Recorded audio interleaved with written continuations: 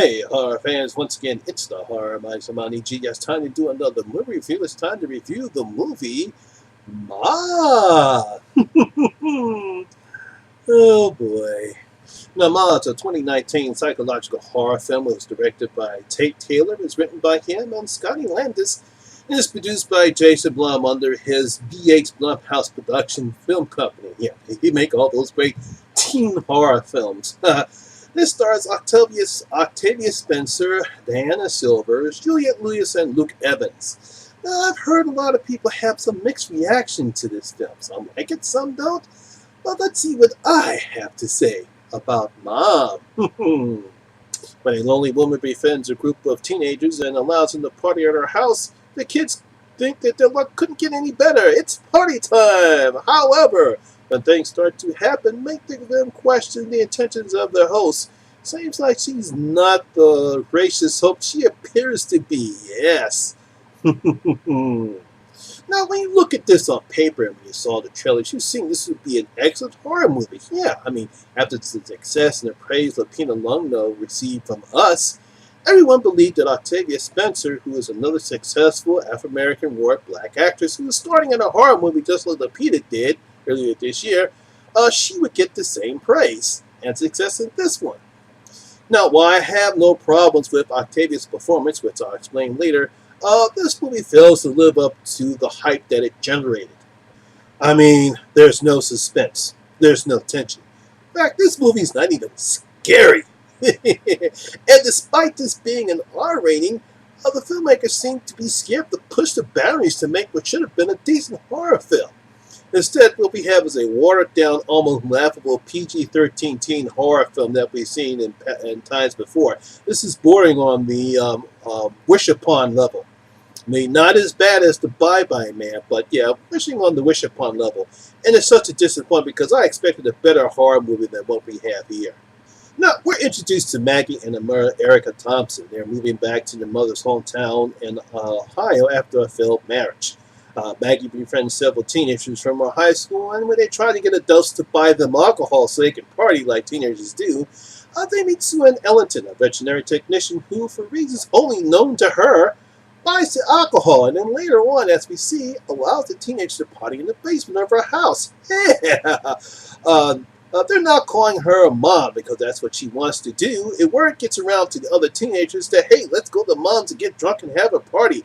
And all the teenagers from the school are partying in their basement. Hey, it's party time. But as the film progresses, we see that Sue Ann has an ulterior motive for her actions. She becomes more obsessive with Maggie and her friends. And the weirder that her behavior gets towards the kids, we seem like something's not right with this woman. It becomes quite clear that Sue Ann isn't the nice, gentle, older woman she appears to be and has a more sinister plan in store for Maggie and her friends. Ooh.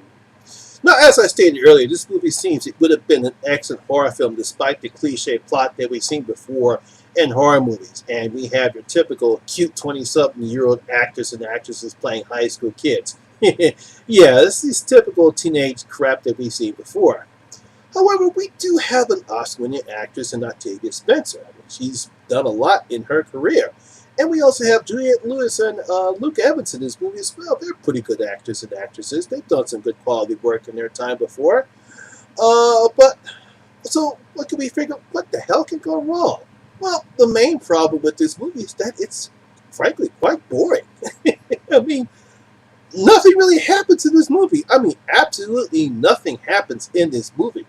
Yes, we see that Sue Ann has something against Maggie and her friends, but the films never put the kids in danger from her. Yeah, she obviously wants something. Obviously something happened to her and she's taking out all these kids. But whatever it is, it doesn't put the kids in any danger. We think that, we see in the trailer that something's going to happen to these kids, but nothing happens to them at all. And I'm not spoiling anything either. At any time whatsoever, I felt nothing at all was going to happen to these kids. There is simply no tension, no suspense throughout the film, and would have the audience believe that something terrible will happen to any of these kids. Just like I said before, it's Dollsville for this movie. Another problem with this film is pacing. Is we get long takes involving Maggie and her love interest Andy. I mean, their relationship seems kind of forced because, hey, it's a teen horror picture. We have to have a relationship between the two main characters. Actually, obviously, when the main characters was a male or a female, we did have some type of forced relationship here. That also goes to Sue Ellen's motivations as the reason why she's doing it with these kids. As we see in several flashbacks of what happened to Sue Ann, and we kind of do feel sorry for her, what happened to her, which I won't spoil here. The film doesn't give the audience any reason as to why she waited so long to play this plot. I mean, it's like several years have taken place. What's the reason why she's doing this now? Why didn't she do this like 5 years later? Oh boy.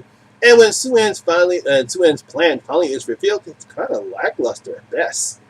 The reason why it's kind of lackluster at best is because there's no lack of danger. In fact, we really don't care about these kids at all. The film does a very bad job on character development of Maggie's friends. I mean, other than Annie, we really don't know that much about Haley, Chaz, or Daryl. All we know is that they like to party and get high, get high, and have sex.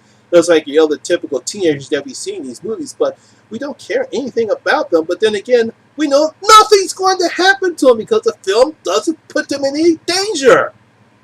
The one good thing about this movie is Octavia Spencer's performance as Sue Ann. I mean, she's good at this particular film. She gives Sue Ann the emotions of a woman that was wrong, and she provides the character. The facial expressions of a highly capable manipulator. She's very good. She appears charming, nice, and lovable in some scenes, but that expression changes to a woman who has hate, anger, and revenge in her heart. I mean, at one point, there's a scene where she introduced to someone, to one of the parents of the children, and you can see her facial expression change from nice, lovable to, oh, I'm gonna really fuck you up in a minute. Now, if the film had pushed the boundaries, I think Sue Ann would have been an excellent horror villain. It would have given Octavia Spencer even a greater performance in what we see in this particular film. But unfortunately, it's all wasted. It just doesn't want to push the boundaries. I mean, first of all, it's rated R because we have a lot of cursing in this film, but the film does nothing to do anything other than just have teenagers curse. I do have one question, though.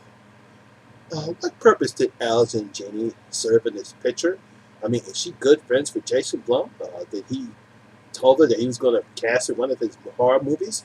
Or did she want to be in a horror movie? Or is she that hard up that she had to take this thankless role? I won't say what it is, but I'm pretty sure if you know Allison Janney, you'll probably see her in this film and probably have the same question that I have. What purpose does she serve in this film? There's another secret that we have in this particular film, too, but that serves no purpose in this film as well that involves Sue Ann. I mean, it's like, okay, that's nice. We see that in the beginning of the film. People who saw the film know what I'm talking about. But when we find out what that particular secret is, it doesn't serve any purpose in the film whatsoever. Okay, that's nice. So what that has to do with what Sue Ann is doing right now. Again, I don't know what Terry Taylor and his writers were doing, what the filmmakers were doing. It's just like they had a good idea, but we can't push the boundaries because teenagers are going to see it and they're not going to like blood and everything, and they're not going to go because it's rated R. Come on, guys, it's rated R. Give us something. Oh boy. So, despite Octavia Spencer's great performances, this is a very poor executed, very boring, very lack of suspense horror movie. It's not scary. Poor performances by the other actors, the teenage kids. We don't care about them. There's lack of character development. There's no suspense whatsoever. And I kind of feel sorry for Octavia Spencer because I expected more. I know she was going to do a good job, but I expected more. And let's just hope that this doesn't curtail her career. So, the Horror Miser is going to open up his vote. And I'm going to give out of my 5 gold coins. Just only going to get 1 out of my 5 gold coins. Very disappointing horror film. Oh man, this might hit my top 5 worst horror films of the year so far. Yes, it's that bad. I've seen worse so far this year, but I seem much better.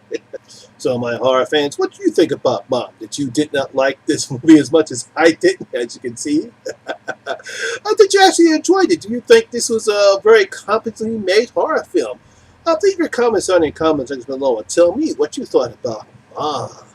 So, horror fans, that's my video for today. Hope you guys enjoyed it. And if you did, please give me a thumbs up because it does help the channel out a lot. And once again, if this is your first time here, please hit that subscribe button, ring that notification bell. That way you can come and enjoy the horror experience with me, the Horror Miser Monty G. And as always, all my social media links will be down in the description box below as well. Once again, my name is Lamont Smith, better known as the Horror Miser Monty G. And always remember, horror rules. Haha, Vince, take us home. We're out.